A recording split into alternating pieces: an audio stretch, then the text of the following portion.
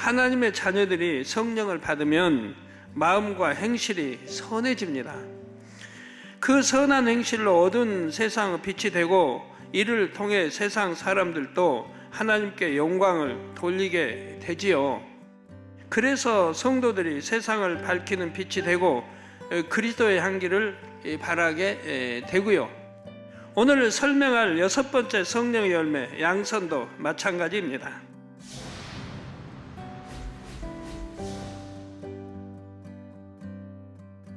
양선의 열매가 마음에 온전히 맺히면 여러분이 가는 곳마다 그리스도의 향이 바래집니다. 양선을 글자 그대로 풀면 어질고 착하다는 뜻입니다. 어질양, 착할 선.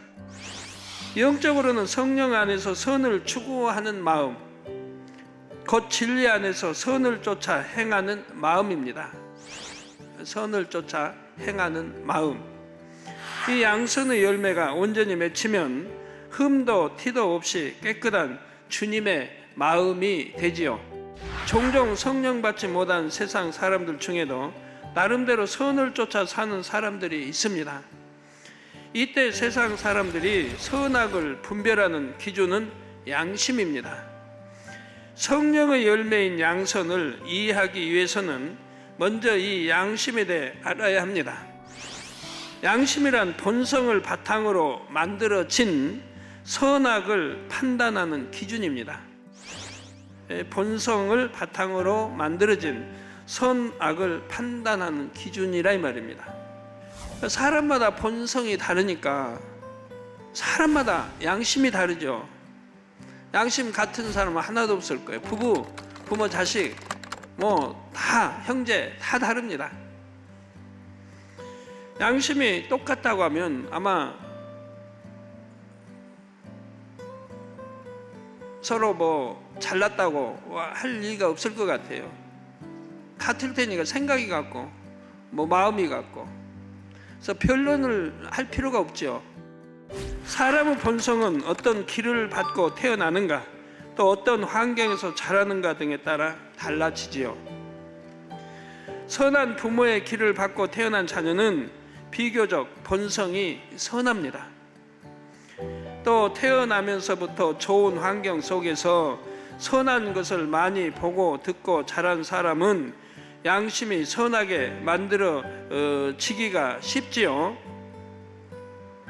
반면 악한 부모의 기를 받고 태어나서 악한 것을 많이 보고 듣고 접하면 본성과 양심이 악해지기 쉽지요.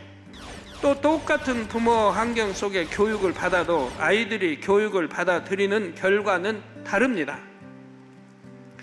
어떤 아이는 부모가 가르치는 대로 잘 순종하지만 어떤 아이는 자기 주장이 강해서 가르치는 대로 순종하지 않으려 하지요. 그렇다면 같은 부모 아래서 자랐다 해도 이 두 아이의 양심은 다르게 만들어질 것입니다. 이렇게 사람마다 본성이 다를 뿐 아니라 시대와 지역에 따라서도 교양과 지식, 가치관이 다릅니다.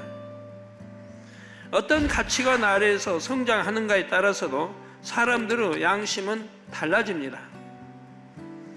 이 사회와 저 사회의 가치관이 다르며 100년 전과 50년 전 또 오늘날의 기준이 다르지요. 나라마다 다르고요.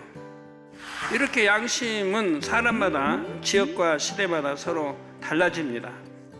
그래서 나름대로 양심적이라 생각하는 사람도 결국 자기 보기에 선한 것을 추구할 뿐이지 절대적으로 선한 사람이라 할 수는 없습니다.